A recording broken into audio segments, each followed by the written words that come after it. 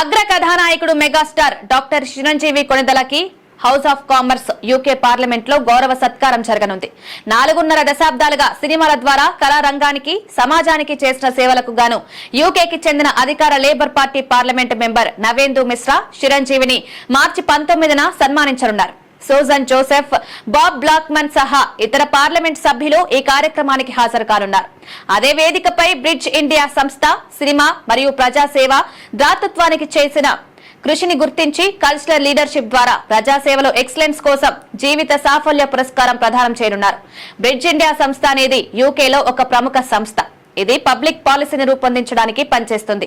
వివిధ రంగాల్లోని వ్యక్తులను సాధించిన విజయాలు, వారు తమ చుట్టూ ఉన్న సమాజంపై చూపించిన ప్రభావం మరింత విస్తృతం కావాలనే ఉద్దేశంతో వారిని సత్కరిస్తుంది. బ్రిడ్జ్ ఇండియా సంస్థ లైఫ్ టైం అచీవ్మెంట్ అవార్డును తొలిసారిగా అందజేస్తోంది. దాన్ని చిరంజీవి అందుకోవడం విశేషం. ఇది ఆయన కీర్తి కిరీటంలో మరో కలికితురాయిగా నిలుస్తోంది. యూకేకు చెందిన పార్లమెంట్ సభ్యులు, బ్రిడ్జ్ ఇండియా వంటి ప్రఖ్యాత సంస్థ అంతర్జాతీయ వేదికపై చిరంజీవిని సన్మానించడం, ఆయనకు లైఫ్ టైం అచీవ్మెంట్ అవార్డు ఇవ్వడం అనేది ప్రత్యేకమైన సందర్భం. 2024లో భారత ప్రభుత్వం నుంచి రెండో అత్యున్నత పురస్కారం పద్మవిభూషణ్ ను చిరంజీవి అందుకున్నారు.